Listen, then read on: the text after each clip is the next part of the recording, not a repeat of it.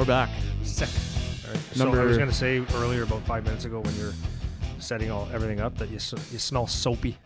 I smell soapy? Yeah, soapy or deodorant-y. Oh, maybe it's the Gillette, Yeah. the post-workout You Gillette. covered up your sweat with. Oh, man. It can get potent. Yeah, 100%. I also wash my face, though. It could be that. Oh, it could be that. That's good. Well, here's the thing. Normally we can grab a shower here, but with all the circumstances that are going on right now, Yeah. we're not allowed to shower. So it's a long day to be in a gym when you can't have a shower. Yeah. So you work out in the morning, and then you get 8 hours of sitting in it. By the time I get home at night, so yesterday, for example, I was in here, I was on the bike at 7. So I rode my bike for 45 minutes, like hard. You saw my calorie count and my strain. And then I worked out for about an hour. So I was just like soaked. But I didn't get home till about 6 o'clock last night. So in the afternoon, I did another hard workout. Just one So on I top just- of the other. Just gross. Oh. Just a gross human being at the end of the day. There's nothing I appreciate more than like a good shower. Like I'm one of those guys, Yeah. like hyper hygiene, Yeah. got to be clean. I don't like sweating at any other time of the day except when I'm working out. Yeah. If I have to sweat at all through the rest of the day, that's a problem for me. I sweat when I read. Yeah. No, I'm just kidding. I'm just going to say one thing. This is COVID related, and we're never going to touch this topic. Well, we might, but I had a revelation last night. You know how we talked about a week or two ago that, like, in general, people a lot of times don't think. And I was like, we were sitting last night. My wife was telling me about someone who got a vaccine, and then like one of the topics is everybody's worried about vaccines. Like, I'm not getting it until it's safe, and I don't know what. Like, here's what I think, and I know we're gonna go back to hockey here in a second. It's more important.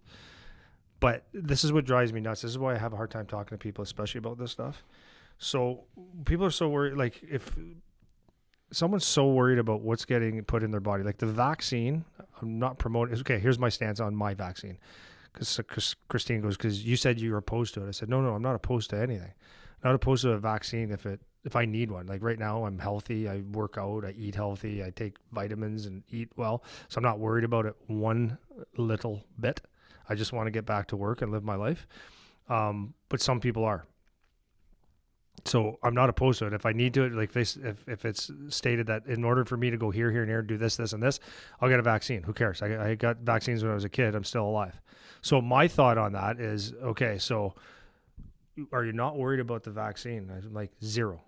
Well, why? Because some people are like legit worried. I said, well, I'm not worried about it because first of all, I'm 52. So first of all, I'm 52. If something happens, like I grow a third eyeball because the vaccine's not good, I'll have a third eyeball in the middle of my head for basically 10 years before I pass away. Yeah. So who cares? Yeah. Number two, I'm healthy. So whatever. But the doctors, if you think technology right now, if you got doctors making a vaccine, I'm going to say it's probably pretty good. Most likely it's probably going to be good. But my bigger issue is why don't people think more? So when people say that I'm not going to take a vaccine because it's dangerous, I just want to say shut up. Because you're drinking a Coke, you're smoking a dart, you're eating this, you're eating that, you're not exercising that. That's more dangerous than probably a vaccine's ever going to be. Yeah. So I don't get it. So that's my rant for the vaccine and for COVID. No, I agree. It's my Like, have a salad.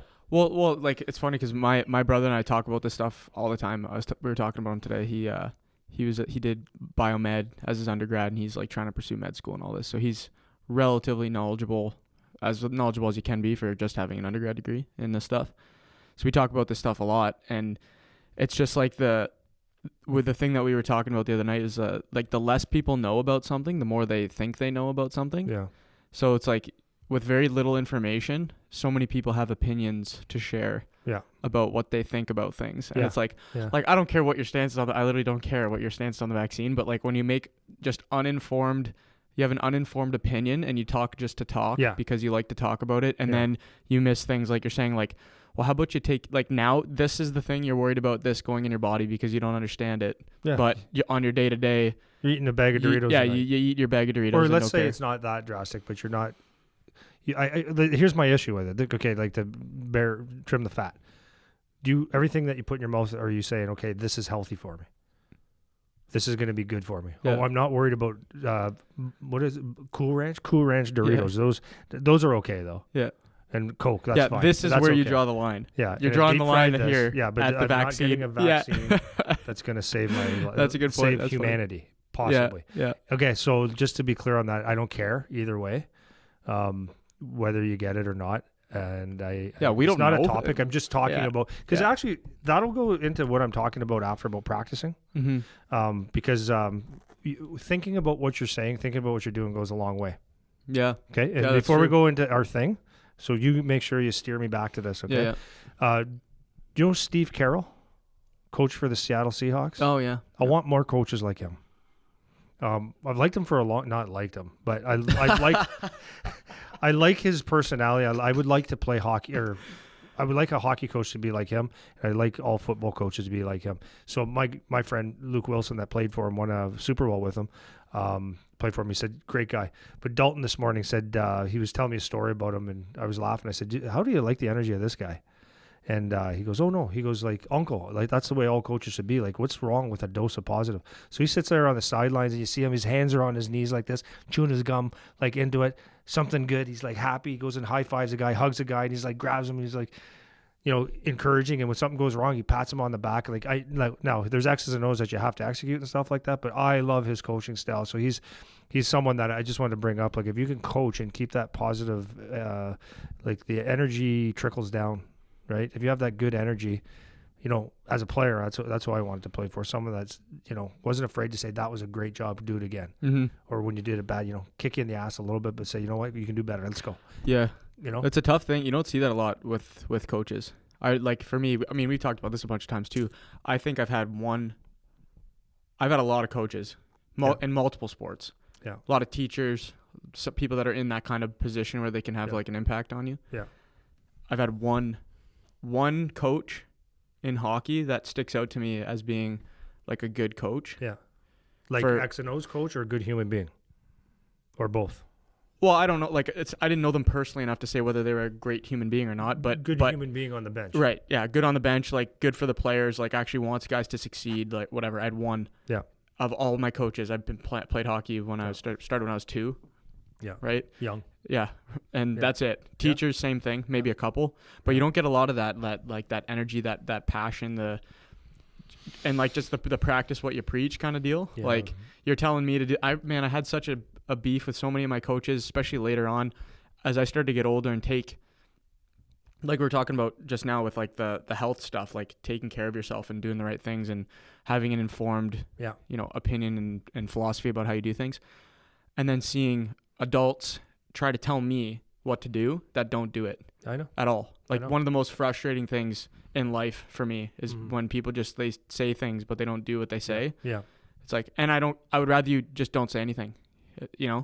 But you pretend like you're this way or that way and you're not at all. Yeah. So that used to frustrate me a lot. Yeah, I was going to say, that's what I was going to say about. So one thing I always said when because I know how coaches can be, I know how kids can react. And I always said to myself, like, at the end of the day, you're going to just do your best at coaching, teach kids, give them what you got, be yourself. And my major thing was, number one is I wanted to make them better hockey players. But number two, at the end of the day, I wanted to treat them the right way. And I can honestly say that when I run into someone that I have trained over the years, and I've always thought about this, like 20 years from when I coach them or train them.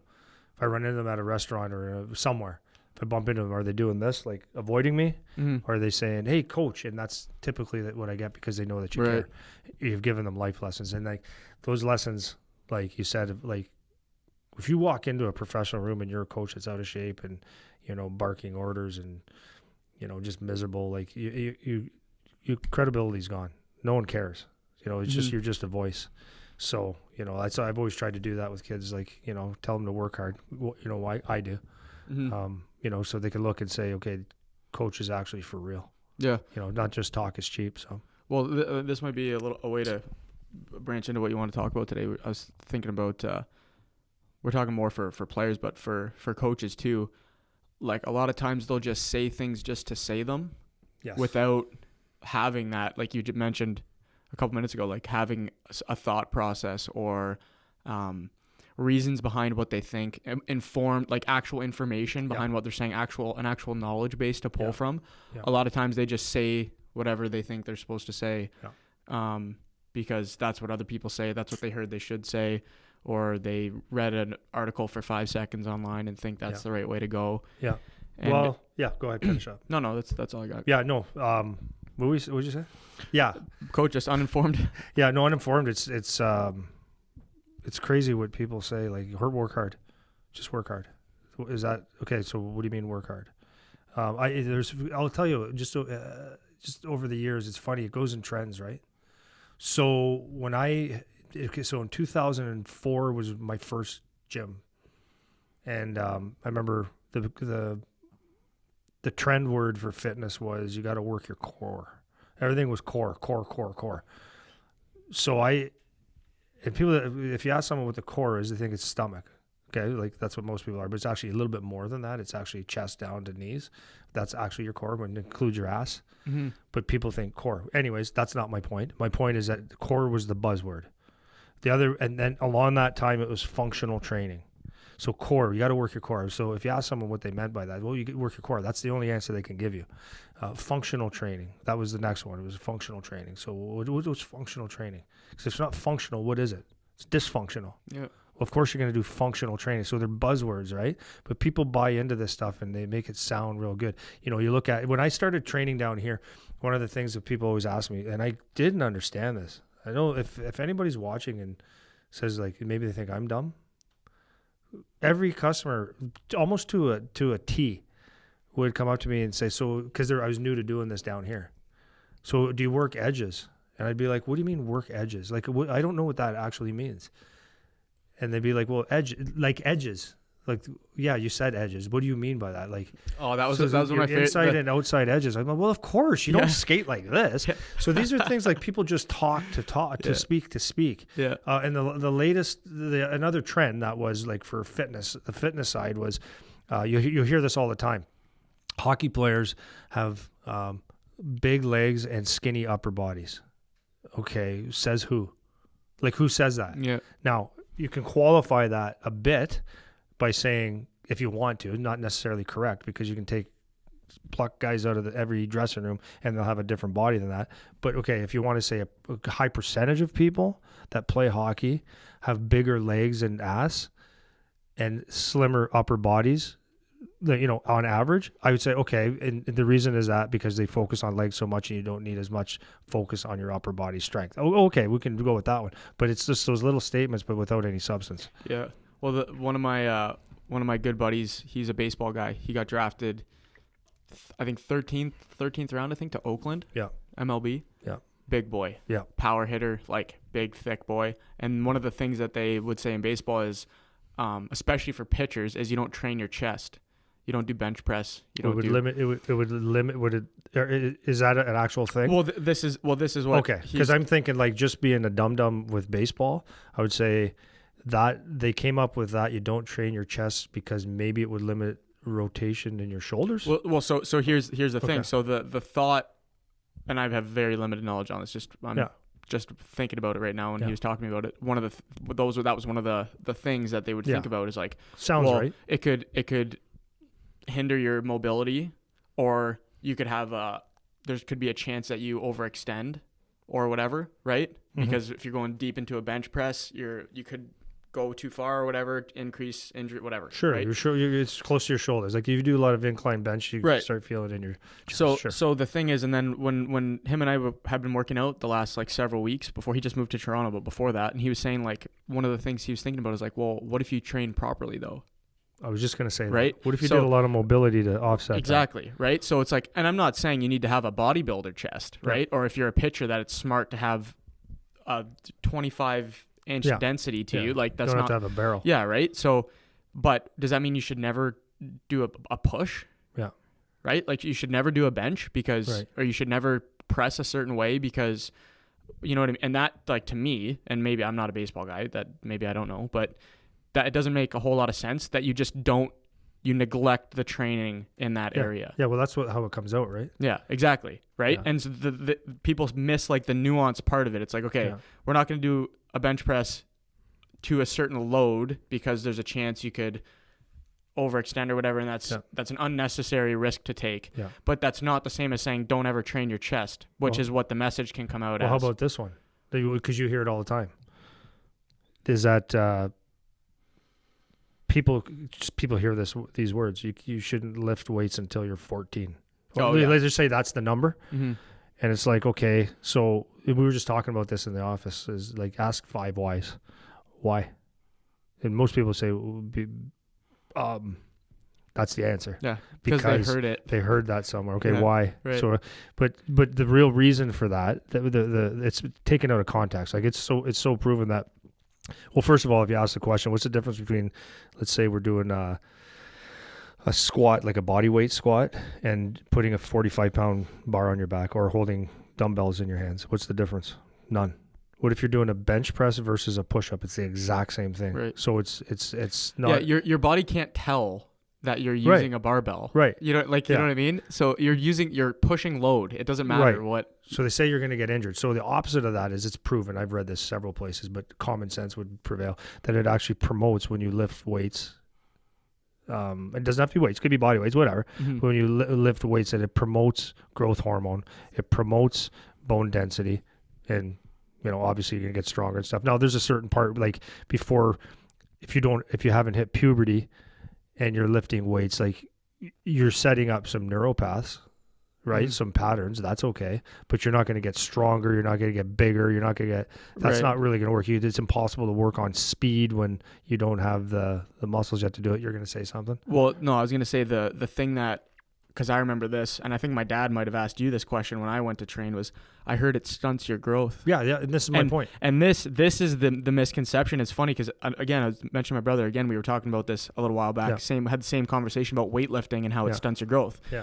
And my brother was saying, well, like, there is research that shows weightlifting can stunt your growth. I'm like, no, that's not what the research shows. It shows that if you get hurt lifting weights when you're young, if you hurt like around a growth plate, that can stunt your growth, right? So the issue is, if you hurt yourself weightlifting, it could stunt your growth if you damage a growth plate. That is what can stunt your growth. But what comes out is, don't lift weights when you're young, because it'll stunt your growth. Yes. So let's think about that for a second. This is what I'm talking about, thinking, and this is going to lead into what we really want to get in the meat of, is, so how many people have avoided lifting weights? Not that you have to lift weights, but I'm just saying, how many people have neglected that and start off maybe a couple years behind because they don't think they're at the right age? Is 13 and a half, or is it 14 right on when you start? Yeah. But yeah, so the information, or you've answered it, they're called epiphysical plates. They're in your, in all your joints, basically. If you were to break those or damage them, you could, not you will, but you could have growth problems. It could limit some of your growth. Right. Could. Now, if you were to say, let's say a 12-year-old kid that's starting to grow and stuff, and you threw a sandbag on his like we have in our gym, a sandbag worth 25 to 40 pounds, thrown on his back, and asked him to do squats. Is that bad? Would you have a better chance now? Is there a good chance of getting hurt, or do you have a good chance of playing hockey getting hurt? I would say hockey is more dangerous and you're probably more prone to breaking growth plates or damaging your growth plates. Yeah. Would you consider riding your bike or going skateboarding, or doing bench press or squats or whatever? Yeah. So a caveat to all this stuff is, it's not about, okay, everyone should lift weights. That's not what I'm saying. All I'm saying is that we're talking about, we have to think and train properly.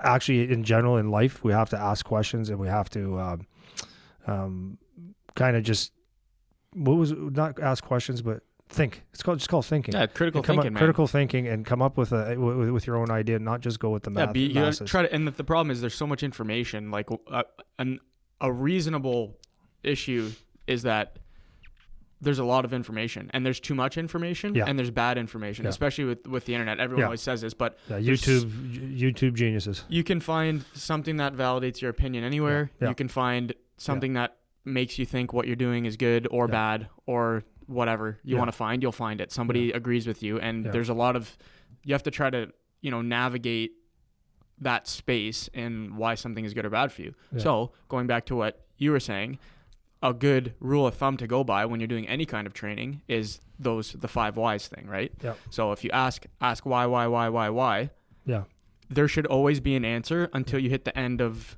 the topic, right? Yes.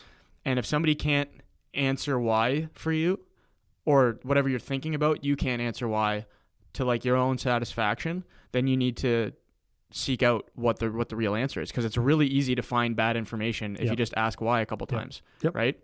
Or limited information. That's what I've always said to customers. I want you to ask me why. Ask me why I should shoot like this, and then why. Because basically, when I'm out of answers, that's the limit of my knowledge. Yep. Last thing about the fitness thing, because I just want to be clear about this. Can you damage it? Can you hurt yourself in fitness? Yes, you can. You can do it by understand how to do lifts and squatting and all these things properly. Because if you're doing them wrong, like if you're doing, let's say for example, a squat and you're leaning forward too much and you're all over your toes and your knees are poking out, different things like that, then that can create some injuries. But so learn the proper way slowly. Yeah, that's all I have to say about that. I want go ahead. to hammer that for a second, because what people are going to do is going to say, oh, well, I know Johnny who was 11 and he broke his wrist lifting weights and now his arm is looks like a T-Rex or whatever, right? And we're saying the important thing here is that you learn how to do things properly. Yeah. That is what's key. It's not don't lift weights because you'll hurt yourself. It's learn how to lift properly before you lift weights. Yeah. Right? And then that is what's going to keep you from doing that, because you could you break your wrist doing a push-up, damage your growth plate, and then that sucks, right? Yeah. It has nothing to do with the weights necessarily. Yeah. It's doing things incorrectly and not being ready for the load you're going to lift, right? But that kind of detail when you're talking about this kind of topic is often missed. So it's important. I want to make sure people heard what you said there, because we're not saying, like you said, you're not go lift weights when you're 5 because you should. That's not what we're saying, obviously. Yeah. Right? Yeah. So. Okay, so I'll get on this. Yeah, for sure. So I was going over, I was kind of wanted to read. I get up early in the morning and I wasn't coming to the gym. I was waiting to work out downstairs at my house, and my wife was still in the fart sack. My son was up, so it was a good quiet time to read. So I wasn't sure what I wanted to read, but I just pulled out a book that I read. I had a couple books of the same nature out. One was the Talent Code that I lent to Dalton, and he gave it back to me the other day. So I was just kind of rummaging through it again. Oh man, it's such a good book. So and then I was just grabbing a similar book called the Talent Code, or that was the Talent Code, called Is Talent Overrated? But his last name is Colvin that wrote that. And then it reminded me of another book that I read called The Sports Gene. So I'm going to go a couple different ways here. Yep. So as I was reading the book, I'm like, wow, this is it's just gold, because it's kind of it's actually critically important to your development as a player. It's good to know as a parent, and it's also really good to know as a coach and how to implement it if you can. So here's what happened. I was teaching how I got introduced to this book. The Talent Code was the first one. I was training Sam Militek, and he played for the London Knights, and he signed with Pittsburgh, so he's in Pittsburgh's system right now. And his dad and his uncle became pretty good friends of mine, and they're both doctors. So one is a dentist, but so Sam's dad was a psychology. He did psychology or psychiatrist. So I was like interesting to him, I think. No, but he was a really bright guy, but they were both athletes as well. So they were Olympic lifters, a big, strong guys. What a good mix. Oh yeah, like it's so neat to be smart and strong and yeah. athletic, and but it was great because we have conversations about sports. Anyhow, we as we talked a few times, like we got along great. Had a lot of we studied, like he studied under a guy. He actually worked with Charles Poliquin. So Charles Poliquin is both the brothers, one of the maybe the most renowned strength coach in history. He's created more Olympic athletes in the history of the world than any other strength trainer in the world, period. Then that's a known fact. So Charles Poliquin. So I've studied Charles Poliquin since I'm about 26. Read everything about him, studied everything. Just a brilliant guy. So anyways, got a lot of stuff. So that was our common ground to talk, outside of just being a hockey guy. Yeah. So we would talk about that, and oh wow, real common ground. Cool. So as I was training in this arena right here, I was training Sammy one day in a private lesson, and his dad came up to me after. He goes, where did you learn how to teach like that? And I said, don't know what you mean. He goes, well, you're doing a process that I'm very interested in. He goes, like, what's your headspace when you're teaching? I said, it was really simple. When I was a player, I didn't really have a lot of people telling me how to do things. more importantly, why to do things. So what I do when I'm teaching a hockey player is I have a, in a group, it's the same thing, only different. But what I have is a goal. So I have a theme or a specific thing that I want to work on. So in order to do that, I feel like it's very important that I can perform that, because I think seeing is believing. So I always like a coach that if I can see it, oh, okay, I get it. Because a lot of people are visual learners. So that's number one. So you try to hit out every angle. So I would like to show a progression, or I like to show the end result. This is what I want it to look like. What I do is I break it down into simple steps, or I let them try it, or I'll work on a small piece of it. So okay, go try it. And knowing full well that 99.9% of the time, it's not going to look the way I did it or the way I want it to. Mm-hmm. So what that means is they've tried it. They've learned to understand what it is, how their body works in a certain way. So let's just say it's a stick handling movement. Okay. So we're going down the ice, and I want to have like a quick stick handle, a proper load on your right leg, or so for me, it would be my backhand with your head dipping, and a proper weight transfer with a puck protection on the outside, and then recover in a certain fashion, in a certain way. Yep. Okay. So if they can't do that, that's good, because now I get a chance to teach. Yep. It's a very, very important. This is what we're going to get into, called deep practice. So anyways, so basically the bottom line is I like to teach, like show, let them do, which means probably fail, correct, improve, repetition till it's mastered. Does that make sense? Yeah, makes sense. So I told him that, and he goes, geez, I haven't seen anyone do it like that in a long time, or hardly ever see that. He goes, I'm going to give you something to read, because what you're doing is basically called deep practice. Never heard of it before in my life. I said, oh yeah, really? So he gave me a kindergarten book. Actually, no. It was a book from Oxford University, and he just highlighted the page that he wanted me, and it was from, is it Anders Ericsson? He's the guy that wrote about the 10,000 rules, which is misquoted and 10,000 hours, you mean? Yeah, 10,000 hours, 10,000 rules. Try to remember that. Just 10,000 hour rule that will make you an expert. Okay? Yep. So I was like, wow, that's pretty cool. If you do 10,000 hours of something, you'd be an expert in something.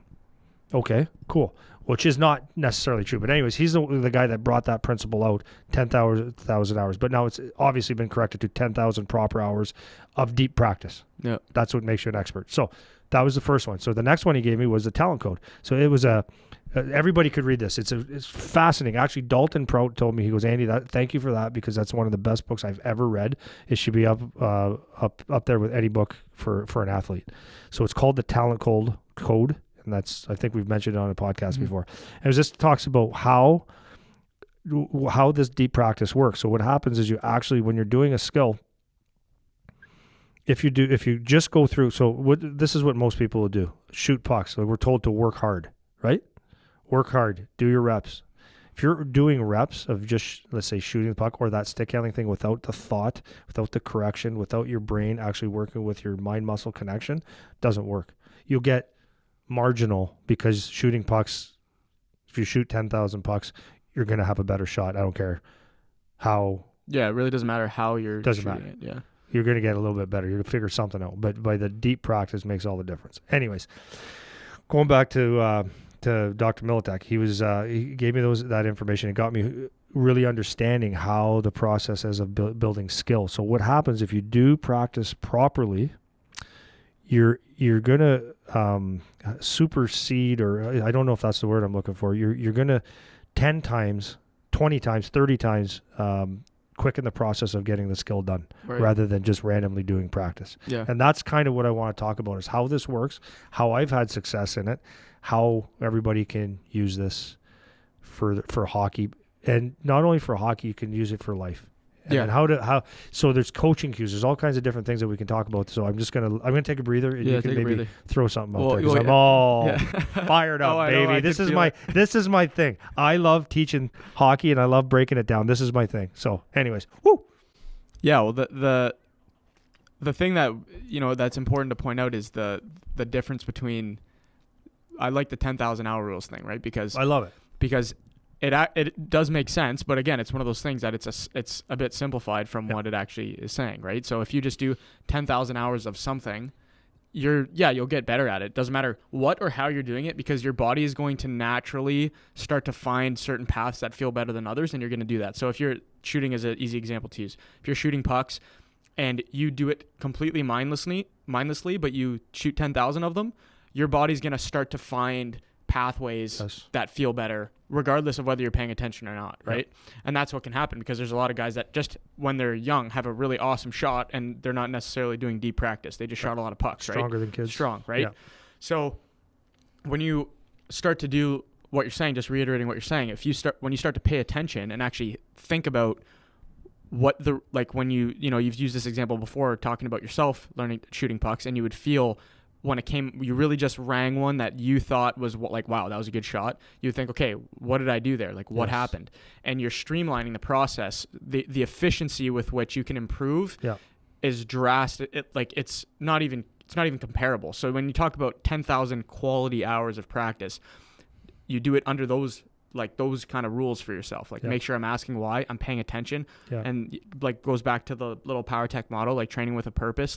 You have that in the back of your mind when you're doing stuff, rather than just you're mindless. And that could be as a player, as a coach, as whatever you're doing. Do it with intention. Yes. Right. Don't just do it mindlessly, and you'll streamline that process to get better. Yes. Now there's a couple other ways that work hand in hand with this. For example, it's not just working, because there's so many aspects to hockey, but what happens is as you become more athletic and stuff, your body is just smarter. Does that make sense? Yeah. Your body's smarter. Like I know anything that I do, fitness, actually anything that I do, because I've tuned into balance and power where it always comes from, that I basically, if I feel like, if I'm out of balance, out of power, I recognize it right away. That's huge. You always say that. Yeah, I remember that when I was 7 working with you. If you're out of balance, something's wrong. Nothing good happens. Yeah. So I've tuned that into every aspect. So that's not when I do when I throw a ball, it's not like I have to think about it. It's athletic movements are athletic movements. Which we can go back to this. Are we born talent overrated and genetics, and are you born to do something? This is it's not, you're not born to do something. You have genetics that might be more beneficial in different areas, but no one's born to be a hockey player. So I'm getting off topic here a little bit, so I'm not going to go there yet. Yeah, that's fine. We can stay on track. Well, the other thing that I was going to say is talking about, if you're throwing a ball, it's not that every time you throw a ball, you need to think about from the point you pick the ball up to when it's released from your hand necessarily, right? Because there is an element too, like you were talking about how you teach players and that process that you use, which is fantastic. But there's another balance that you really strike well, that I remember from being taught by you, is that when to say something and when to leave it, because you're going to overwhelm the system kind of thing, right? So you can't correct everything at the same time, right? So no, that's just asking for a recipe for failure. Right. So mom, dad, coaches. Yeah, totally. Right. You're not going to say too much. Yeah. That was one of the, I'll use this example too. I teach, or I run a fitness class for one of the high schools around here. And one of the issues that I was starting to have was these kids are grade 7s, grade 8s, and a couple athletes, mostly just average kid going to school. Yeah. Right. And so the issue is when you're training, you have to train to the level that they can digest the information, right? So what was happening was, me as the trainer, I'd go point something out to one of the kids that maybe isn't bent properly or whatever. A common thing with the kids when they're lifting is they don't know how to keep their back flat, right? And if you say that to an athlete, they already kind of know how to do that, right? Yeah. Yeah. Hip hinge, back flat, stick your ass out. These are things that they just know how to do. Yeah. Without ever being really shown how to do it, just because their body figured it out through skating, through working out, whatever. But for other kids, they don't understand how to do that. They don't know how to move their body in the right way. So if I'm trying to focus on one thing, flatten out your back, I would then have some of the teachers that help me out. They come up to the kids and they're just in their grill the whole workout. Yeah. Right. And so finally I had to tell them hey, you can't fix them in one day. And you can't fix everything at once, right? Yeah. So say something to them, let it marinate, let them try to figure it out. And that, going back to your teaching, that's something I noticed you do. Again, shooting is a really easy example. You'll show the guys how the finished product should look, like you said. Yeah. Then they do it. Then you stop them, and you'll pick a certain thing they're not doing. Yes. A common one that is just sticking out in my head right now is when they catch a pass. Yeah. The way that they're stopping the puck in order to be able to get a shot off quick, right? So rather than accepting the pass, doing the dead stop, and then going right into the shot. That was something I can literally still see it in my head. Yeah. One of the guys was struggling with. Yeah. And you did just that. Yeah. And you just did that Yeah. for Yeah. 5 minutes. Yeah. And then you let him try it again 10 times. Yeah. Without saying anything. Just Yeah. like let him do it. Oh, it's okay. You'll get it. Like we'll No, try it you'll again get it. next time. You'll get it. Right? Yeah. And then you let him go and you let it marinate for a bit Yeah. because you can only really focus on one thing at a time, right? Yeah. It doesn't matter what you're doing. Like Yeah. talk about task switching, multitask. Like you can really only focus on one thing. Hockey's really hard. Like unless you like, if you were to take someone from zero, like someone that never played, say 15 years old, 20 years old, and you say, okay, I'm going to teach you all the things in hockey. It's like you can't teach it. You have to be. So most of it is self-learned. Like not most of it. You learn and then we can tweak. Well, it's Because like, you're on skates. It's nothing learn by normal. doing. Yeah. Right? It's learned by doing. Yeah. You have to do it. You can't just. Yeah. You can watch, and it's funny.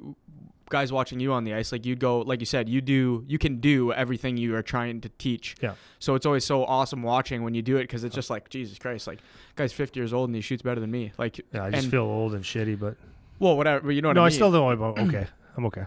But So- yeah, but seeing is believing, right? Yeah. This is the thing. Someone was to tell me how to get a 6-pack and they don't have a 6-pack, it's harder to believe. Oh yeah. So Yeah. when you do it. yeah, it's really hard to Yeah. believe. Like it's hard, man. It's hard. That's why a lot of like for anyone listening, if you haven't gone onto the website, PowerTech Hockey, like our online, do it because there's hundreds of videos on how to do things. They're detailed. They're deep practice though. I'm gonna get into that. But anyways, yeah. So it's yeah. So when you get into this type of practice, yeah. Okay, let me go back. So it's overwhelming. It can be overwhelming if you're saying too much and doing too much. You got to give little tidbits. So what I like to do, and I like to give good feedback, saying good job here. Like it's a sandwich effect, right? Yeah. Good job, way to work. I want to work on this, but keep working hard. So there's two goods and a bad, not a bad, just a fixable. Yeah. So I always look for a deficiency because the deficiency is going to make you great, right? So when we're looking at a skill, it's picking out that deficiency and honing it. So the more, yeah, like you said, the more that we talk about that skill and give the more details that you say, it's confusing. Because like I used that example not too long ago. When you take someone young and I'm trying to think of it as something I can think, okay, I'm not mechanically inclined at all because I haven't put time into Like it. building just, things. yeah, building things.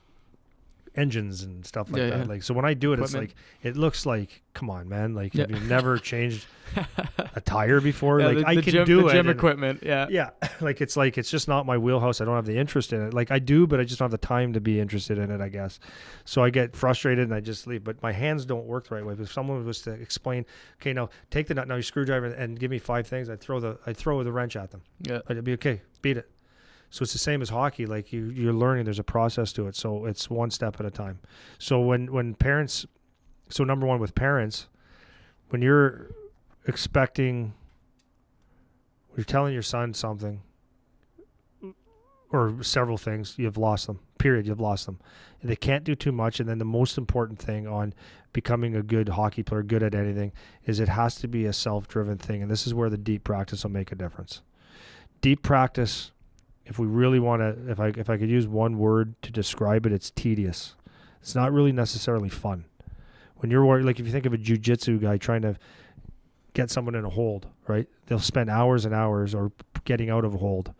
They'll spend hours and hours just on one little thing to get out of a hold to be good at doing that. And it's the same as hockey. There's little pieces that you're going to have to work on. It's tedious. So let's say for shooting, I'll say it's shooting off your inside foot, which is one of the hardest shots. There's a couple little things that I'm gonna just say real quick. Not that everyone's gonna understand. So when it's the puck placement is the number one thing when you're shooting a puck. Puck can't be too far outside your body, can't be too far in front, can't be too far behind. As soon as it goes behind your toe, behind your toe, you've lost power. You're telegraphing a shot, doesn't work. In the timing of the release is not going to work. It's too telegraphed. You're not going to get the power either. There's a part of the stick that you have to shoot off of. There's a downward pressure that you have to put on your inside foot. The timing of the stick and your foot landing at the same time is critical, and then it's a follow through. So those are the steps. Those are like 5-6 quick little steps. So you can't do them all at once. So what I do with someone when they're doing that part is I make sure that, like, it sounds boring, but your first step is what? Puck placement. So if you have a puck and you're practicing 500, you're going to do 500 times, I'm going to get this, and your puck is too far to the outside, which means your hands would be outside your hips. If you do that 500 times, you practice something wrong 500 times. You're not better. You're worse. You created a neuropath. Okay, so what happens is you have to, so this is what the deep practice is paying attention to that first cue. The puck has to be, let's say it's, I'm just using the best way I can say it, because I'm not on the ice, is to keep your puck on the, just in front and to the outside of your front foot that you're shooting off of. Your hands have to be in front of you. So that's the first thing. So that's where we're going to start the puck. That's where we're going to collect the puck, and you do not shoot the puck until it's there. And then you figure out that piece right there. So what happens is you're going to do it wrong several times. I don't care how, because I do this with professionals, and they're like, okay, no, it's not right. It's not right. And we fix it until they get it right. And then you see the aha moment all the time. But what happens in the beautiful thing that happens, some guys quicker than others, is that they sit there and they say, okay, so this is the major thing. Don't just shoot the puck. Okay, where does the puck need to go? That's a question. Your brain is starting to do this, starting to fire. And then as you put it there and you shoot the puck and you say, that was good, that was bad, what do I need to fix? What happens, your neurons are firing, and it's going through that muscle, it's called pathways, I guess we'll call it. But in those pathways, the muscles are firing a wire, and they insulate that wire just like you would in electricity. The thicker the wire is insulated, the faster things travel through.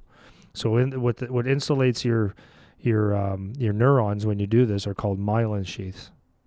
Okay, so little fatty acid that just builds like sausage, like little fatty sausages that wrap around your neurons and fire impulses. So that doesn't get built. Like, so you like Einstein, when they opened up his brain, they could see the parts of all his thinking, because the myelin was just a big fatty acid, right? Like all these fatty acid myelin sheaths. So that's what happens when you're doing the skill building, is the more that you can build those myelin sheaths, big, thick, fat myelin sheaths means skill. That's what it means. So without doing the struggle, the myelin sheaths aren't built. Without the myelin sheaths, you don't have skill. Mm-hmm. So it's very, very, very important to take those steps and just hone in, make the corrections. It's tedious, it's monotonous, but it's actually what works. Yeah. Well, I think one thing that I wanted to touch on too is, or get your opinion on. So if you're a kid, especially if you're a kid, and you don't necessarily have the knowledge base to diagnose the problem, right? So if you're watching a kid, you can say, okay, puck placement was off, your balance was off, out of power, whatever, telegraphing, all these things you're just saying. If you don't know how to diagnose that problem, what kind of process can you go through? Like if you're shooting pucks in the driveway, right? Yep. What's the process you go through if you're 12 trying to get a better shot and you're trying to do this? You want to do deep practice. What do you do? Yeah, no, that's a great question. No, so first of all, let me qualify that with, when you're shooting pucks, shoot a bunch wrong. It's okay, especially when you're young. First thing is, do this because you love hockey. Because if you don't love the process, you're not going to do the deep practice anyways. So it's number one, is shoot pucks, skate, get out there and play 3-on-3, whatever it is. Play hockey as much as you can.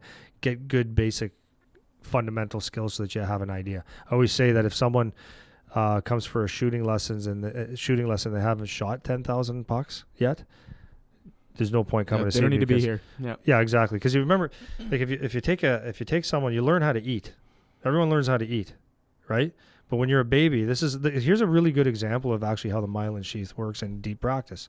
Even the babies don't know it.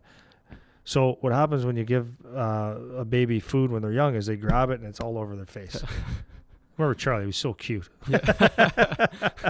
I have to mention Charlie, everyone. Yeah. So anyways, but then they get a spoon, right? And they grab the spoon like it might be like this. It could be like that. And they don't know how to use it. And they miss their head because the myelin sheaths, the neurons, they aren't firing the right way. They don't know. They've never done this. They don't have it yet. It's like learning a new language. It doesn't work till they practice over and over, because a kid is actually trying, like, okay, I want to have the food in my mouth without saying those words.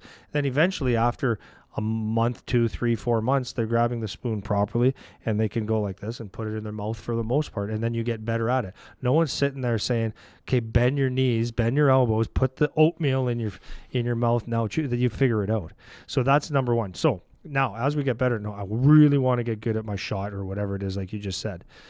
The number one thing is ask yourself questions. That's all you have to do.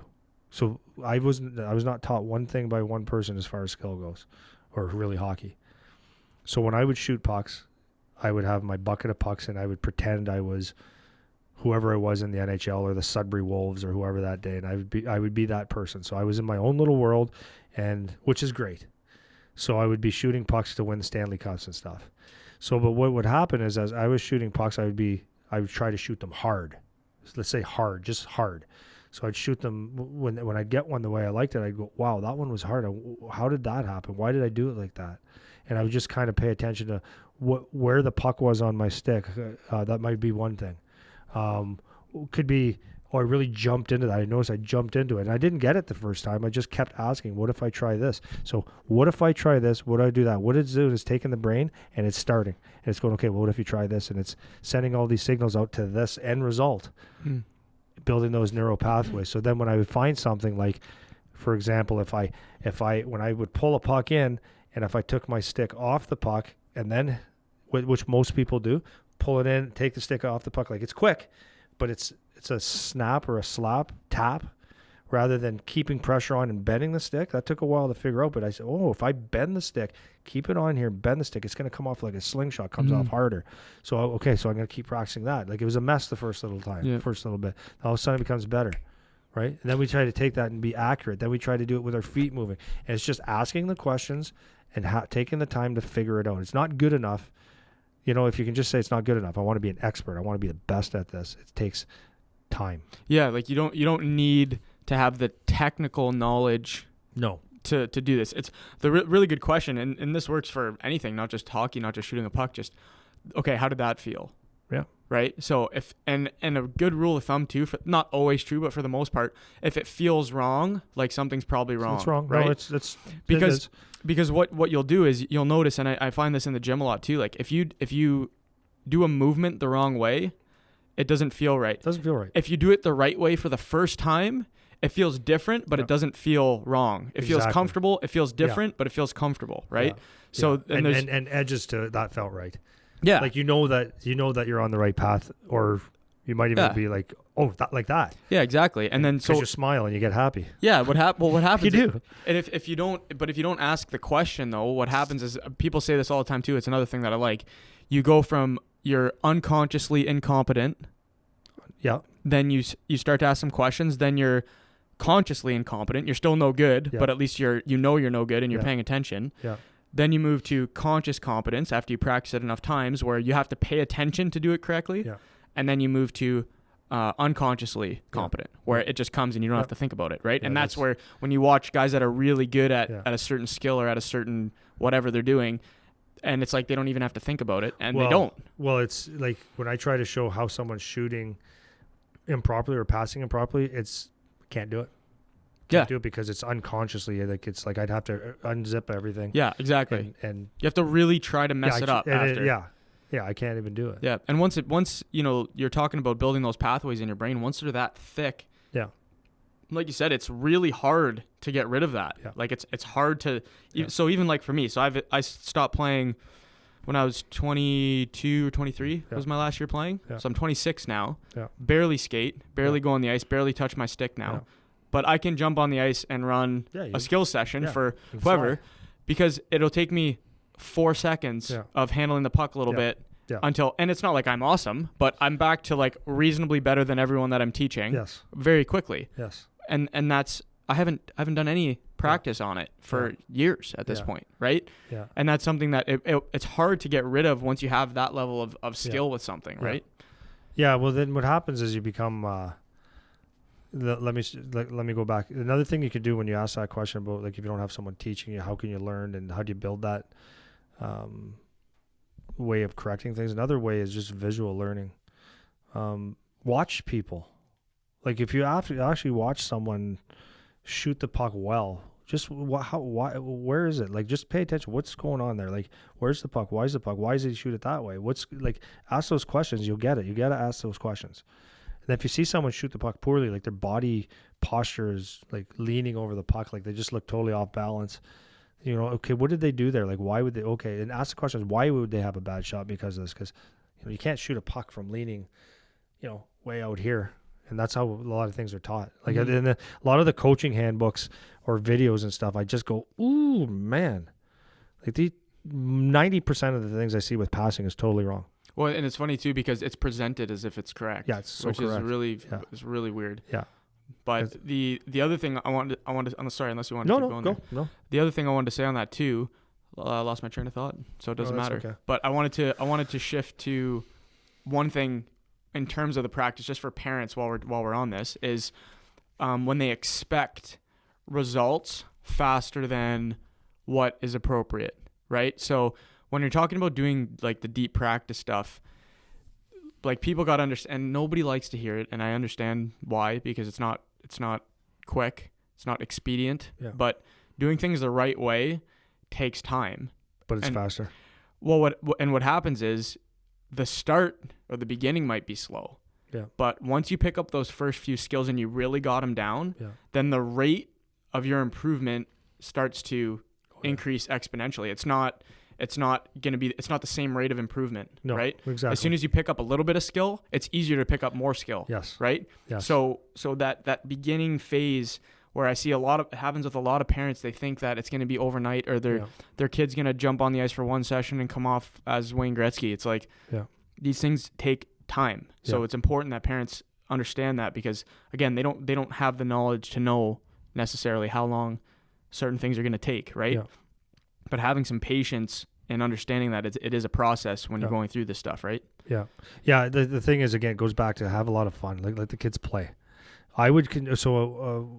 Another thing that is actually beneficial, and it works in conjunction with deep practice, is the first example I saw. This is the reason I got into doing cross ice 3-on-3 small area hockey, like with the company. I said a lot of people have copied what we do, but it's like I had a specific reason.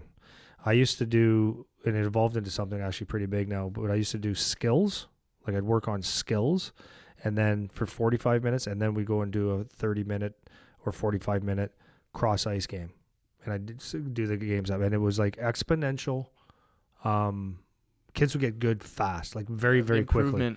So why would that be? Okay, so if we spent 45 minutes working on one or two specific skills, such as, let's say, speed and stick handling, or stick handling and shooting, speed, stick handling, shoot, whatever combination, and we honed in on a few things.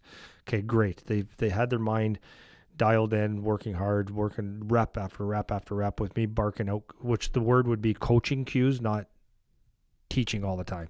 Coaching cues, which is important. So if someone would go down the ice, it could be simple things like head up, eyes up, head up, eyes up, head up, eyes up. They'd hear that over and over and over and over again. That's nothing fancy, but it's the coaching cue that, okay, that's one thing. You're doing everything. Do it the way you're doing it. Head up now, look around. So that's a thing. Could be on your heels or on your toes, or hand lower. Just very, very small coaching cues that we've been through. So anyways, we'd be doing that for 45 minutes. And then we'd go into a fun game of cross ice 3-on-3 with very little rules, just work hard. But the kids are going to work hard because now it's fun. So now all of a sudden they're in a small area doing exactly what you did for 45 minutes without someone barking at them. And it becomes a little bit more natural. Right. It becomes more natural, but you're working in a competitive environment. You're having fun. You're touching the puck, and if you're not touching the puck, you're around the puck. You're always competing. You're blocking a puck. If you're a goalie, you're getting shots. If you're a defenseman, you're blocking shots. You're making plays. You're making spins. You're doing all these things that you did. So that was a good component. So the reason I came up with that is because in that book that I was reading, The Talent Code, one of the guys that he studied was he went down to study this guy in Brazil who developed this unbelievable, like he's from England, started an academy that he copied from Brazil. So the guy went down to Brazil to learn soccer, and because at the time Brazil was becoming like a powerhouse soccer country, so he went down there and wanted to find out. So he figured, you go to the places where the soccer players, they're poor, so they're going to be on the beaches, or they're going to be on these big soccer fields. And he couldn't find them, and so someone told him, said, if you want to find the real soccer players, you're going to go here, here, and here. He's like, what? They're little rooms, like little school gymnasiums, and they're playing soccer. So the name of that game is called futsal. It's called ball in room, I think it's called, or something like that. It's called futsal. So what happens, he said, what they do is they do some skill stuff, and they go into these small rooms and they play with a heavier ball, smaller ball, and that's where all these guys came out of, and they invent these moves, and these superstars like are coming out of here, and that was a combination. So that's why I started it. So kids, playing hockey is still a really good thing. The best way to be a good hockey player is to play hockey. Take your skill level and hone down the things that you're not efficient in or deficient in. Yeah. Well, the what you're doing is just touching on the small area stuff. You removed all the dead space. There's no dead space. There's no, and when a common thing coaches say in the game is, find the open ice, when there's a little area, there's no open ice. You get none. Right. So you're forced to always be using skill. Yes. Always. Yep. Right. And that's what's beneficial. The other thing is you take those skills you just worked on and you're applying them immediately. You're directly applying them. And this is one of the problems with, while you were talking, it was making me think about school. Right. And this is one of the issues that I see in like academia, the setting. So I did engineering, and that happens very rarely where you are taught something and then boom, go apply it right now. Yeah. It's very poorly implemented in my opinion. Yeah. And that's the problem. So you get all these people that are coming out. I know it's a little off topic, but you get these kids coming out, especially something like engineering where it's an applied science. Like you have to do things, you have to build things, you have to make things. Yeah. But we didn't get to work on making things. Yeah. Right. We didn't get to work on making things. Yeah. So, it's one thing to be on the ice and you have 6 cones in a row and you know when they're coming, you know how far apart they are, all of the variables are controlled, right?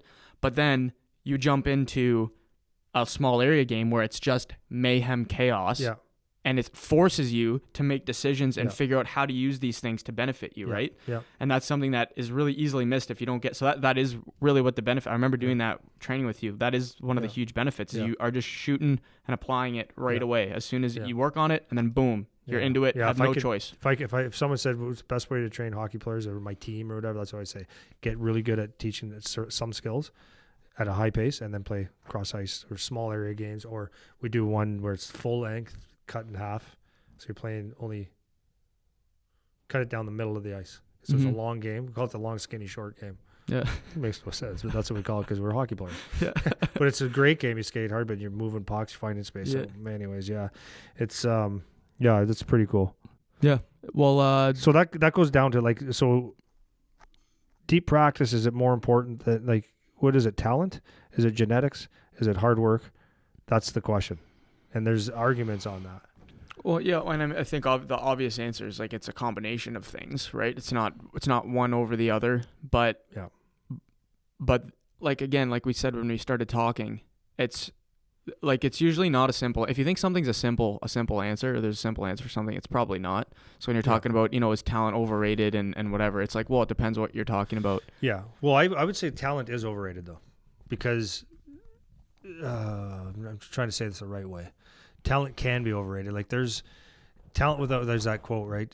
Hard work, without hard work. Hard work beats talent if talent doesn't work hard. And that's true. So there's a lot of most of the time. Yeah, most of the time. But there's like Dalton said, he was talking about Evander Kane's escapades and how he just does not care about anything and does not try and does not work hard and stuff. He's just a really good hockey player. Now, here's the question. Was he born to be a hockey player?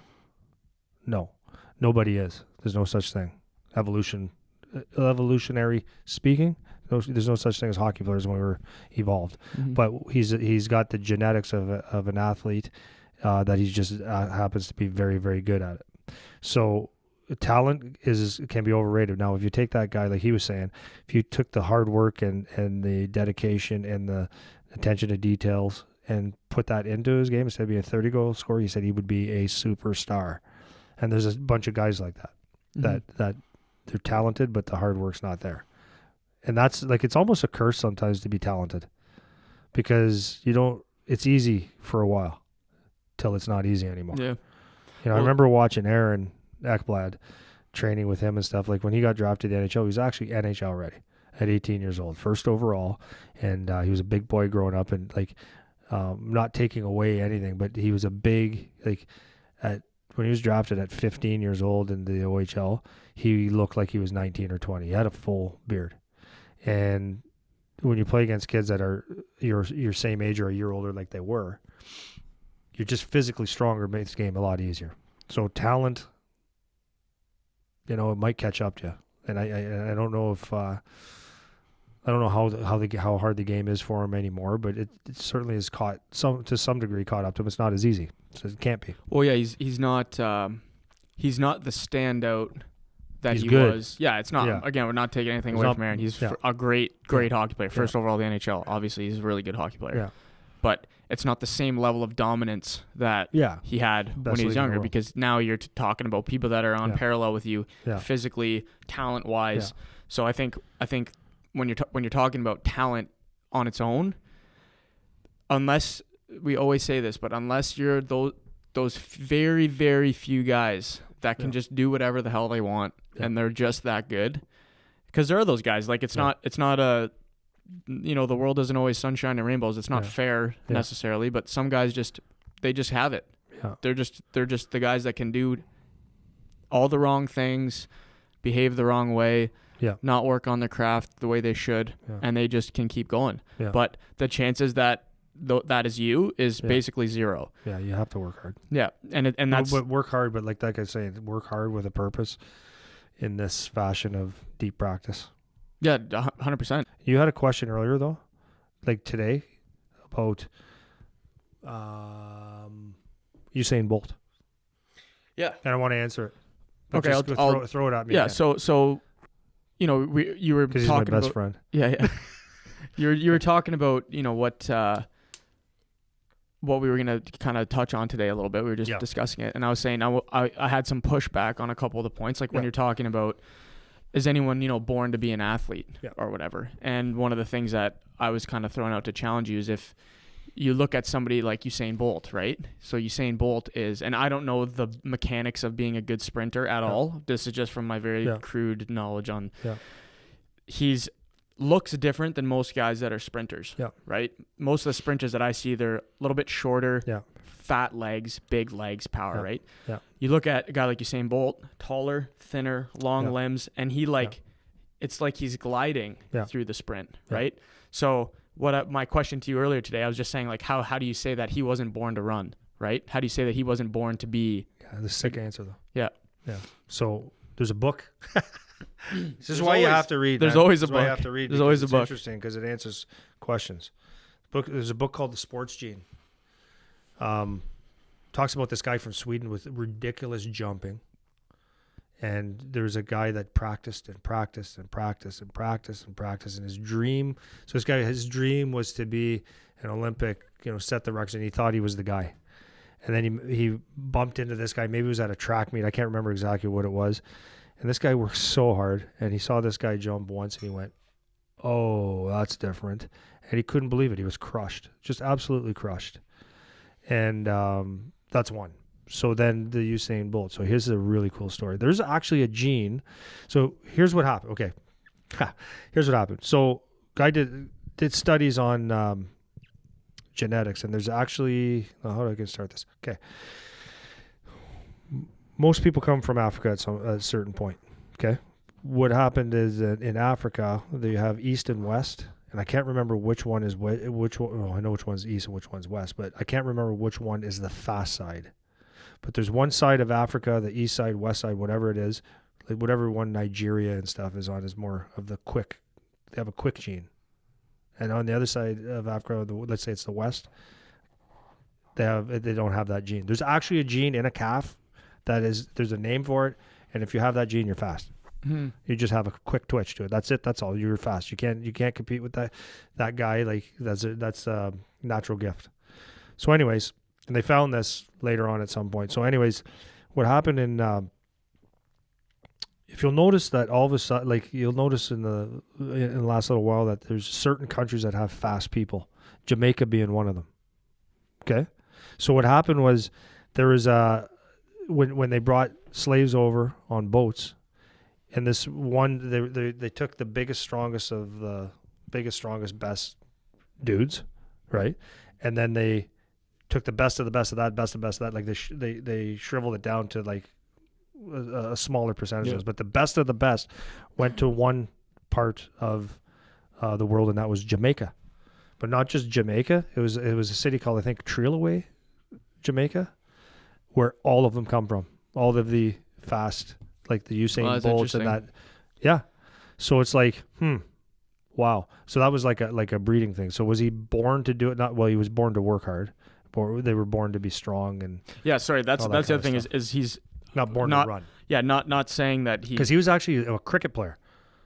Oh, really? Yeah. I didn't know that. And they saw him. They said, "You should run." And he's like, Really, I didn't know that. "Yeah, he was a That's cricket interesting. player. I think it was cricket, something like not fast. Well, Just so playing cricket, and then he got called to go to a college or whatever it was, and then boom, he's Usain Bolt.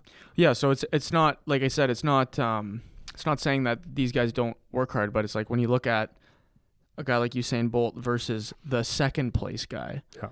right? Yeah. What's the difference? Like I don't think the second place guy works any less hard than Usain Bolt necessarily. Probably more right? harder. Right. So who's the guy from Canada? Do you remember his name? DeGrasse. Yeah, DeGrasse. DeGrasse. So Love sport. there's another guy, right? Like wicked fast. He's Yeah. not Usain Bolt yet, I don't think, right? No. So he's really good. Yeah. I'm sure he works really hard. Yeah. right? Everyone works hard. He's not Usain Bolt though. But so now we get back into what we're saying about the practice. It's so specific now Mm-hmm. to be good at your craft. Now it becomes specific.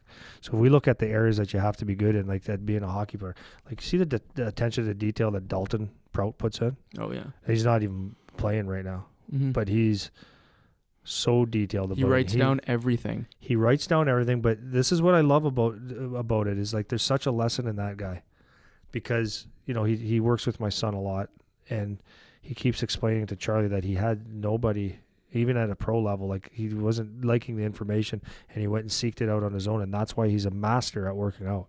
Like you'll talk to him about something small in your body and go yeah, and he starts pulling it apart and say this do this, and it works. Mm-hmm. Oh, you want to get this? Yeah, this because he did basically deep practice on himself. Right. You don't always want to wait for someone to give you the answers. You gotta, because you'll be way better off if you kind of do yours and get information. Yeah. Well, actually, this is I actually didn't even think I was going to talk about this, but it just made me think of this. When you get to the professional level, putting aside those guys that can do whatever they want and they're just that good, put those guys aside for a second. Let's take like 100-meter sprinters, right? Or even bodybuilding is another good one. That's another good example for sport. So these are guys that are all so good at what they're doing. What's the difference between first and 10th? 0.03 of a second or whatever, right? Yeah. 0.1 of a second, 0.3 of a second. Yeah, it's crazy. For sprinting, right? Bodybuilding, same thing. The difference between the most jacked guy and the 10th place, they're both freaking jacked, man. Yeah, how do you know? Like, how do you know, right? Yeah. And the difference is that, I think, at least in my opinion, is that deep practice. They got an edge on something that they paid more attention to, and that's when you can really tell. Yeah. So when you're a kid, the differences aren't necessarily shown in deep practice, because everyone's growing, there's strength differences, there's maturity differences, so the deep practice is helpful, but it's harder to see the progress at that stage, right? Yeah. But you can really see the contrast when you're looking at professional sports, the difference between the best guy and the 10th best guy, right? So look at the difference between a guy like Prout. So think about Prouter, right? Think about Prouter. He, like I said, didn't crack a top 4, I don't think, very often in his career. NHL. Not in the NHL, It was a 5, 6, right? 7. So think the difference between Dalton Prout and the guy who's 4th to one of us watching is nothing. He could be in the 4 spot, but that guy that's in the 4 spot might have been left-handed and could really get the puck out on this one side, or had a really good weak side shot, or some little thing that guy dialed in on that gave him a little bit of an edge over Dalton. Right? Yeah. And it could be as easy as that. And you can really see that at the pro level, because every guy that's in the NHL, they're unreal. Yeah. They're unreal. Let's go back to it, right? Steven Stamkos, Alex Ovechkin. Yeah. They score from the same spot every time. And we laugh at it. It's like everybody knows. You can call it. You can literally call it. Power play where the puck's going here. Ovi's standing there scratching his back with his stick. Yeah. And it's coming and it's coming and it's coming. How does he score? He's done that, and he's perfected that. And if you think it's an accident that it goes in certain places, it's not. It's design. Like Steven Stamkos, we usually see where he shoots from that top of the circle on the power plays, or when he gets that cross ice pass, it's in the same spot every time. Mm-hmm. That's not an accident. That's thousands and thousands and thousands tweaking every little thing. Right. And so the answer or the question, I don't know which one's which, but the thing is like, is it worth doing, mastering one little thing? For them, it was 100%. Well, I think it's once you get your baseline, you got to master. So, okay, so let's dig into that for a little bit. So when you're playing hockey, it's not enough to just have a really good shot when you're 10, right? If you have the best shot when you're 10, you'll probably score a lot. But if the only thing you have is a good shot when you're 15, you might be irrelevant now, right? Yeah, you are. So here's the thing. You have to hit your baseline where you just need to be really good at everything, right? But then once you're really good at everything, that's when you have to start to really dig to separate, because how are you going to separate yourself? There's too many players. There's too many good guys, right? Yeah. The difference between the guy that plays Division I NCAA and a guy that doesn't is big. The difference between a guy that plays NCAA D1 and pro is small. Yeah. You know? Yeah. Any guy that's playing Division I college or plays in the OHL or whatever, they could have played pro at some level, and they didn't because of a whole number of reasons, but there's small differences in terms of their skill or take away lack of commitment, right? Idiot guy, exactly. Yeah, if you're just talking about from a hockey perspective, like a skill perspective, like a good, right? A good. There's very little OHL player and a good college player. Yeah, there's just, you wouldn't know until you actually certain things reveal themselves. And that comes down to what you're talking about, right? Yeah. The difference, like I remember watching Stamkos in Sarnia when he was playing junior, and he still was doing that shot. Yeah. Oh yeah, he's doing it then, and he hits it every time in the same spot. His body position is the same. His follow through is the same. But you know that he did it after every practice, right? Yeah. Like like hundreds. Yeah. Yeah. And you could slew together a set of clips of him scoring, and it's literally the exact same. Yeah. It's the exact. There's nothing about it that's different. Same with Ovechkin. Same with Ovechkin, that right? One shot. It's like over and over and over. You know it's coming. And that's a great example, man. That's why it's important. Like you really got to dig in, and it doesn't even have to be for a skill like that. You just when you're a kid, especially, and you're just trying to get those skills developed. Yeah. You can do that. Apply that to every skill. Your skating, your shooting, your stick handling, your everything. Yeah. So and that's what I was gonna say. Is kind of wrapping it up a little bit. Is like, how do we do this as a hockey player? Like, well, there's a lot of different things. First, there's your mind, there's your brain. How do you that's going to probably come a little bit later, but you actually have to practice your brain. Like solving problems and having the right mental attitude, knowing what you're working on. So, anyways, that's. Well, hang on, wait. Before you go again, I want a good example of that too is that I'm seeing right now. I know we like talking about Charlie, but with Charlie, it's a good example because you were saying to me this morning that, or maybe it was yesterday, that he planned his workout. Yeah. Right. Yeah. So this is huge. So here's the thing, right? Is Charlie is 15. Yeah. 15. Yeah. Just turned 15. He just turned 15 in December. Okay. Charlie can already put together a workout for himself. And he does it, and he has reasons for why he puts it together too. That's the thing. He didn't just slap some exercise together. Yeah. And sometimes he could be wrong or not doing it the best way or whatever. Yeah. But he's like thoughtfully trying to put together a program for himself, right? Yeah. And so he's going to say, okay, I'm going to pair this with this. Or I heard him talking to you about the other day. He's like, I want to do some chest because I haven't done a lot of pushing in the last little bit. And then I want to do a lot of single leg work today. Yeah. Hockey specifics. Like 15 years old, right? That's exactly what we're talking about. Like he's with intention, thinking about like on his own time. Yes. Thinking about what he's doing and writing it down. Yeah. My stomach. But that's the example. No, it's impressive. Like, and this is the thing. Like, if you look at parents and stuff, because I'm guilty of it too. You just want them to do it right all the time, and it's not going to happen. But when you see these little glimpses, and all of a sudden those little glimpses turn out to be huge. Like he even said yesterday, he goes, "Dad," because now he's designing his own. He's getting strong, man. Holy crap! So he said, "Dad, I didn't really understand working out. Like I knew why. Like I know you got to work out. Hockey players work out. You got to be good for strong." He goes, "But I didn't really enjoy it." And I said, "Well, no. Like 12, 13, 14, you're not probably going to enjoy it because you're not strong. Everything that seems simple, like a simple bench press or a squat, you're tweaking, and you're embarrassed maybe that the kid a year older is doing like twice or three times as amount as you. And it's like there's all these things playing. It's not fun, but it's doing it and doing it properly. But then once you got it, it's like, yeah, it's fun." He goes, "But I didn't actually start enjoying it until It was like when the COVID started in March, April, and he was spending time working out with me. He said he was starting to get into it, and it was just a daily thing that he knew he had to do. Then when Cassian started working out with him, he goes, actually fell in love with it. I said, it's really important that you do love it, or at least tolerate it, because it's absolutely necessary. Well, he just said that to me the other day too. You're saying, man, I didn't like working out. Like I didn't like Who it. would? You're sweating and it hurts. well, but I think the realization is, and I know that it was for me, that you start to understand that, like I can control my progress. Yeah. Like I actually have a hand in this. It's not just going to come with time. Yeah. I can actually influence how this goes, right? Yeah. Obviously it's going to take time, but you, to a certain degree, like you have control. And if you pay attention and you do things, like we said, like intentionally, and you're trying to focus on something specific, and you have an actual goal and you have it outlined and you're planning towards that, you start to see your progress ramp up, right? Yeah. And as you start to improve and it starts to ramp up, that makes it way more fun. Yeah. It's way more enjoyable. You're seeing what you're doing is having an impact, right? Yeah. Well, and like I was saying with the parents, is like one thing that was really beneficial. Like, even though I want to every now and then, even in games or practice, when I see them on the ice, I want to go there and okay, do this and everything be good. I want to do it all the time, but I don't. Yeah. So with the working out, he's taken that on his own now, and there's so many times I just want to give him the lesson. Well, sorry, I want to. Go ahead. I want to touch on that again because you talked about it earlier, but I want to say it again, is like, when to leave it alone. You have to leave it. And this is coming from you who has the knowledge, right? You have the knowledge. You could make the corrections. You could be in his grill all day. You could do those things, like, because and he knows, and he knows, he respects that, and you actually would be helping. Mm-hmm. In terms of like giving him correct information, right? Yeah. But it's not helping because you're making him want to punch you in the head.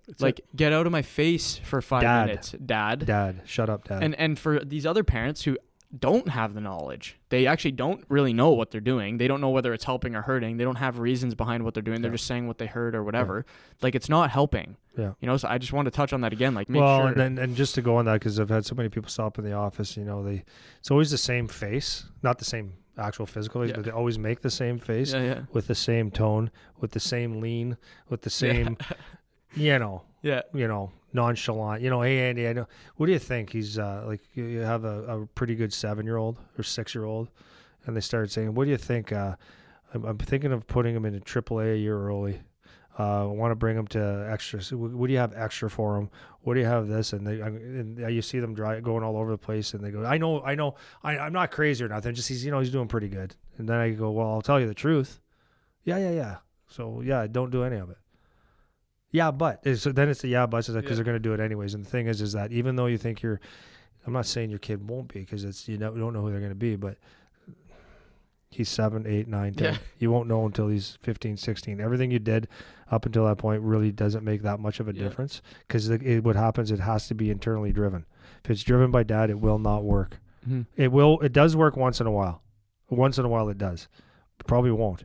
If you have enough money and you want to bring him to the best resources ever, that's fine. And if the kid has some drive and he actually really wants it, by default he might make it. But when push comes to shove, it's the intrinsic motivation that's going to do it. He has to shoot the pucks, not you. Yeah. He's got to go to the rink or he's got to find an outdoor piece of ice to go skate on, not you go tell him. He's got to shoot the pucks. He's got to work out, and that's why you have to let them do it, or else you're just wasting your time.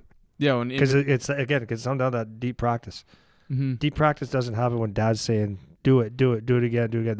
That's fuck off, Dad. Yeah, well, that's what it is. And deep practice isn't easy to do unless you like it. That's right. Right? So it's like you can't force it. And even, you said sometimes it does work, but it still will catch up eventually. Yeah. Right? Like who's the one you wrote a book about his dad, crazy dad, O'Sullivan?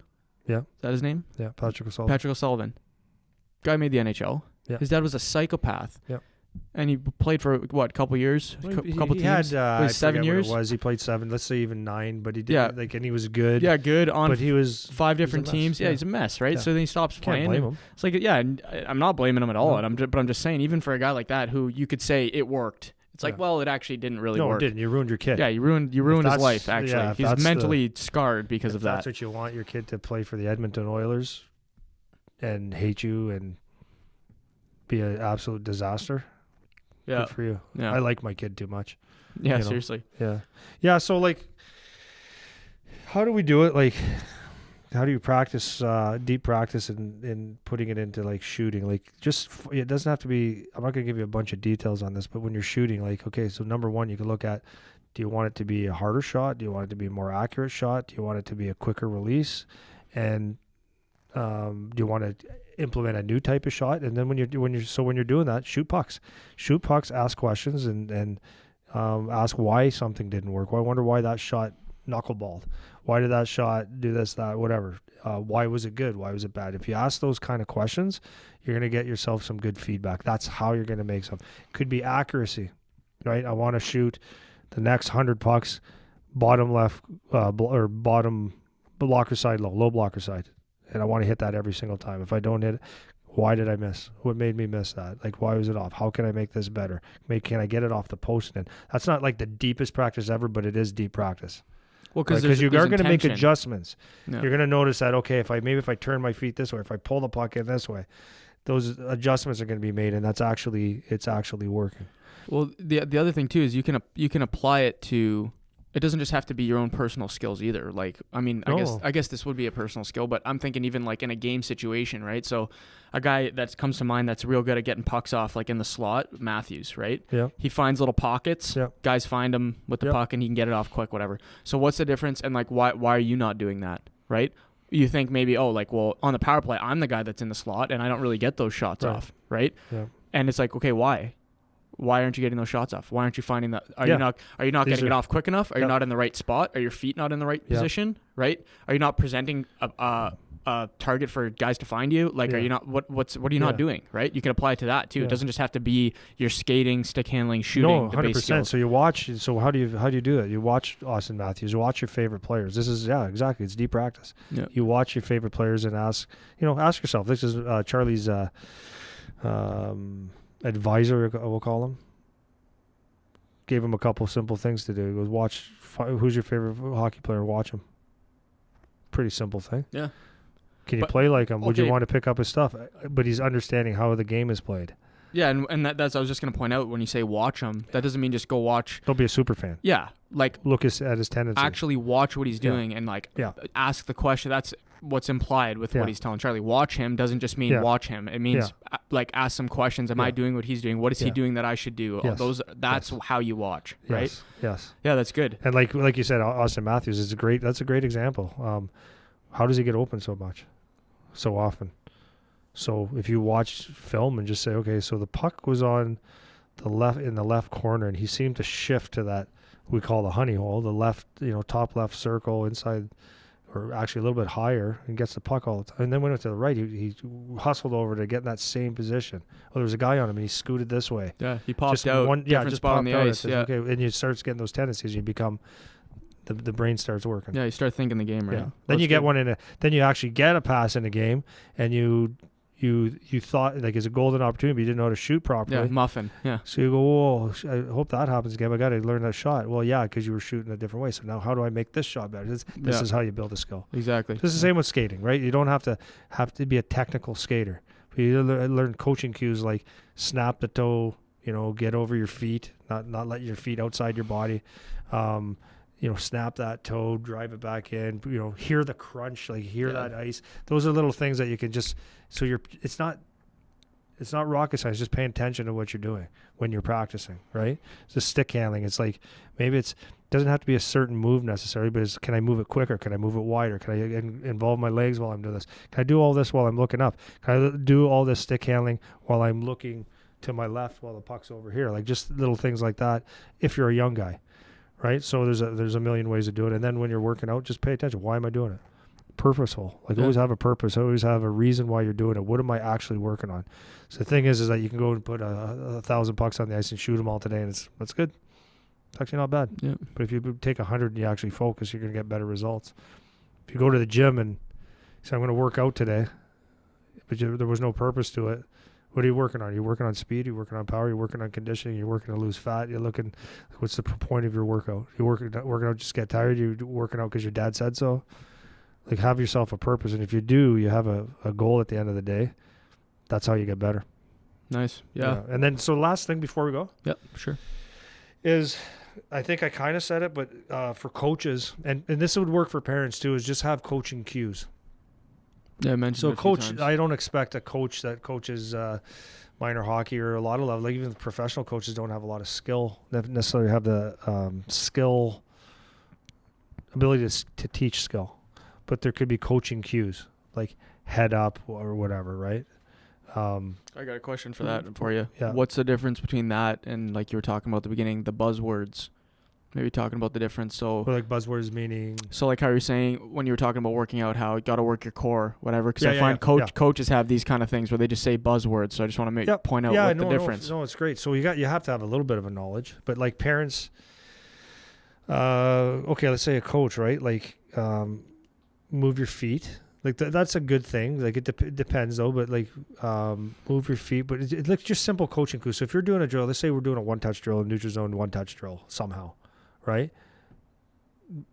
The coaching cue could be on and off your stick, feet move. On and off your stick, feet move. Get the head up. Like those are just little coaching cues to remind players, or keep your pace up, right? Keep the feet moving, keep the pace up. Those are coaching cues. If you're doing a skills practice, then find one or two things and just harp on that all day. Yeah. But as parents, like, the coaching cues wouldn't necessarily mean skill development. I would be more like helping them understand, because it could be beneficial if you understand what the goals of the player or the strengths of the player is. Like we talked about what makes a good shift. So every kid should sit down with their parents, and it's not so parents can coach, it's so parents can help guide them.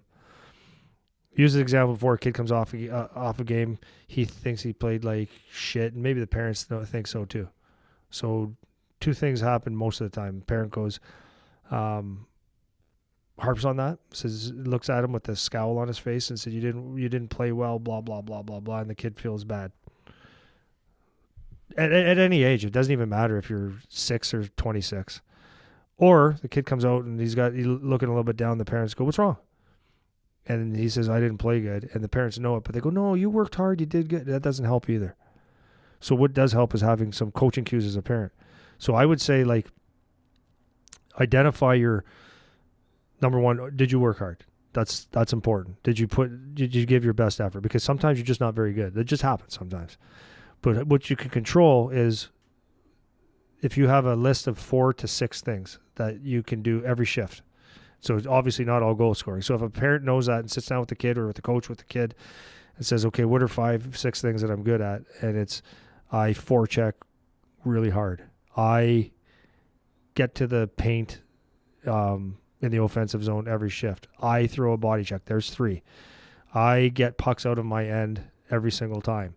I win my face-offs and I make a good exit plus. Those things. They're not all, or I blocked a shot. So you can't do everything every shift, but if you come out every shift and do 1 or 2 or 6, then you could measure that I actually did have a good game, even though I felt I didn't have a bad game. Mm-hmm. So as a parent, your coaching cues would be, if they had a good game, you could say, yeah, what made it good? Blocked 2 shots. I got 3 shots on net. You go through the coaching and say, oh yeah, good. You did have a good game. And maybe as a parent, you go, yeah, I didn't think he had a good game, but he did. Yeah. If he comes down, and you go to those coaching cues and say, well, did you not block a shot? I saw you block a shot there. I saw you really forecheck hard. And then you go through the checklist and they can say, oh yeah. Okay, maybe I am good. Mm-hmm. So, and then you do the same for practice. What is one thing as a parent or as a coach? What's 1 or 2 things you're going to work on today? I do that to Charlie every day. What are you working on in practice today? Oh, I'm going to work on my feet. And I'm going to hit this part of the net. I'm scoring every time. So it's like gives them a focus. Yeah. Well, and I think just to, reiterate the point on that I was making earlier too, is like the difference between something because parents do it too. They just say things that they heard or that they think are good to say just because it's a general, nice sounding phrase to say at your kid or whatever. But the thing that makes something because something like move your feet, like you said with coaches that they say, that could easily be a buzzword, right? Oh, they just say it. But the difference is if you say it in the right context with reason for why you're saying it. Like one of the times that you use move your feet is when you're working on forwards coming out of the corner, right? And they do that quick turn Yes. back, and you're like, move your feet. As Yeah. soon as you get out of that turn, get going, because that's where you make that separation, right? Yeah. That's where it turns from, being a buzzword into Yeah. something actually useful, Specific, right? yeah. And now the kids will associate that because they know why you're telling them to do that. It's Yeah. not just some random word, right? Yeah. For the parents, it could be a similar kind of thing with what they're saying. So Yeah. I think that's good. Yeah. Is there anything else that you want to leave off on? No, Yeah. I think that's good for today. Good for today? Yep. Right on. Make sure you're asking questions there, kids. Yeah. That's Yeah, basically the number one. takeaway here. Yeah, and parents, like just think, guys. Let's think. Let's just think. Let's not just do. Let's think about what we're doing, especially when it comes to practicing and building skill and trying to go somewhere with the game. If you want to get good, and then I mean, last thing is that even when you're looking at coaches, like so many people look at going on the ice with, I'm going to go get ice here. I'm going to get ice here. I'm going to get ice here. All it does is gives you more ice. Yeah. The margin of difference that's going to make for you is very small. You have to know what you're working on, something specific, so that you can get actually good at, because you can stick a handle through a whole bunch of obstacles out there. Oh, wow. Okay. That has nothing to do with the game. It does in a sense. I mean, you're doing some reps and you maybe a little proprioception or stuff like that, but Well, you want to focus on the quality, focus on quality, not the quantity. Why right? do I Yeah. go to you? Why am I going to spend X amount of dollars going to your camp? And I would be happy to answer those questions for me. Yeah. But I have to go because a couple of reasons. All right. Next time.